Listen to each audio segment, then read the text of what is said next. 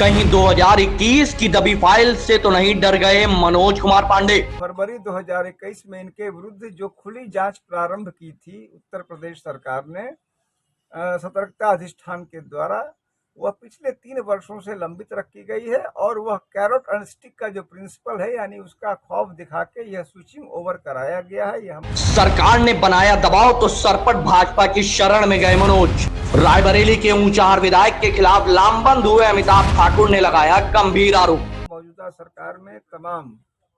एक पक्षीय कार्रवाई हो रही है, जो पुलिसिया राज स्थापित किया जा रहा है, अभिव्यक्ति की स्वतंत्रता का हनन हो रहा है, धन और बल के आधार पे बलपूर्वक पूरे विश्व पर राज करने के लिए प्रयासरत था, जो कि स्थितियां बदली और आज अमेरिका अनवरत नीचे गिरता जा रहा है। काफी कुछ उसी तरह की स्थितियां भारतीय जनता पार्टी ने भी स्थापित किया है, जहां आम दाम दंड भेद से हर व्यक्ति को अपने साथ ले लेना, डरा के धमका के, किसी को ईडी का भय दिखा के, मनोज पांडे जी के बारे में कहा जा रहा है विजिलेंस जांच चल रही थी उसका भय दिखा के,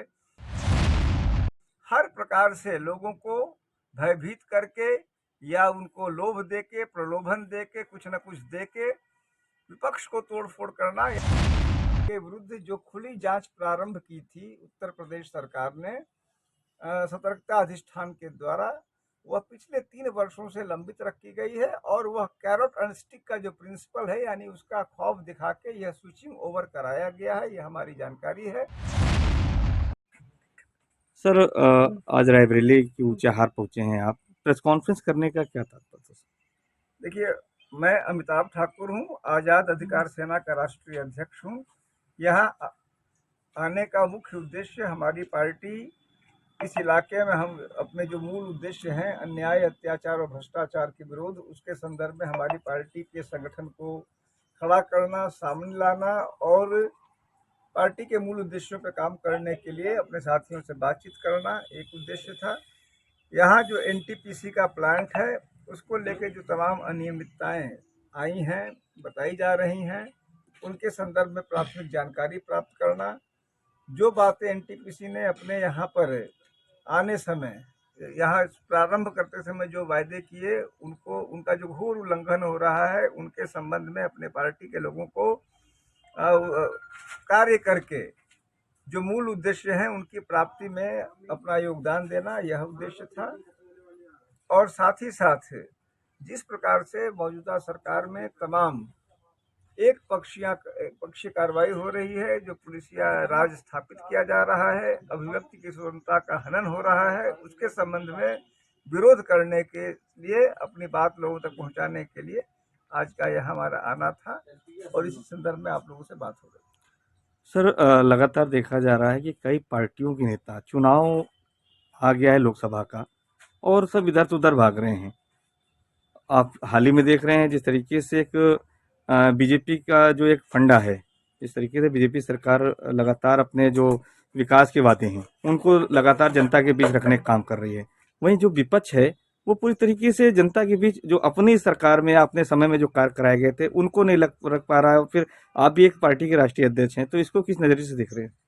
देखिए, मैं यह मान रहा हूं कि जो भारतीय जनता पार्टी है वह सिर्फ और सिर्फ धन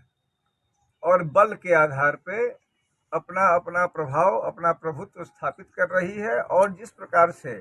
एक समय कहा जाता था कि अमेरिका अपने धन और बल के आधार पे बलपूर्वक पूरे विश्व पर राज करने के लिए प्रयासरत था, जो कि स्थितियां बदली और आज अमेरिका अनवरत नीचे गिरता जा रहा है। काफी कुछ उसी तरह की स्थितियां भारतीय जनता पार्टी ने भी स्थापित किया है, जहां किसी को भी, आपके यहाँ के स्थानीय विधायक हैं मनोज पांडे, किसी भी तरह साम दाम दंड भेद से हर व्यक्ति को अपने साथ ले लेना, डरा के धमका के, किसी को ईडी का भय दिखा के, मनोज पांडे जी के बारे में कहा जा रहा है विजिलेंस जांच चल रही थी उसका भय दिखा के, हर प्रकार से लोगों को भयभीत करके या उनको लोभ दे के, प्रलोभन दे के, कुछ न कुछ दे के विपक्ष को तोड़फोड़ करना, यानी कि न्याय और लोकतांत्रिक रीतियों नीतियों का पूर्ण उल्लंघन करते हुए केवल येन केन प्रकार पार्टी को बढ़ाने का प्रयास करना, जनमत और वास्तविक मूल्यों के विरुद्ध केवल ताकत की ओर बढ़ना, यह भारतीय जनता पार्टी की प्रकृति और प्रवृत्ति बन गई। सर अभी हाल ही में समाजवादी पार्टी के आपने विधायक की बात की, मनोज पांडे की, जो पूर्व की सरकार में केंद्रीय मंत्री भी थे। उन्होंने मुख्य सचेतक से इस्तीफा दिया है, लेकिन उन्होंने एक बयान दिया है कि समाजवादी पार्टी में हिंदू देवी देवताओं को अभद्र भाषाओं का प्रयोग किया जाता है, इसलिए उनको बड़ा वो लगा है। आप बता रहे हैं कि ईडी का डर है, इसलिए उन्होंने पार्टी इस्तीफा दिया है। तो सर हकीकत क्या है सर? देखिए, हमारी पार्टी के पास जो जानकारी प्राप्त हुई है सूत्रों से, उसके अनुसार यही है कि जो 2021 फरवरी 2021 में इनके विरुद्ध जो खुली जांच प्रारंभ की थी उत्तर प्रदेश सरकार ने सतर्कता अधिष्ठान के द्वारा, वह पिछले 3 वर्षों से लंबित रखी गई है और वह कैरोट एंड स्टिक का जो प्रिंसिपल है, यानी उसका खौफ दिखा के यह स्विचिंग ओवर कराया गया है। यह हमारी जानकारी है। मैं इस संबंध में स्वयं शीघ्र ही विजिलेंस के डायरेक्टर से मिलकर उस मुकदमे की स्थिति ज्ञात करूंगा, और यदि ऐसा है तो निश्चित रूप से यह लोकतांत्रिक मूल्यों और लोकतांत्रिक अनीति का एक अत्यंत ही गंभीर उदाहरण होगा।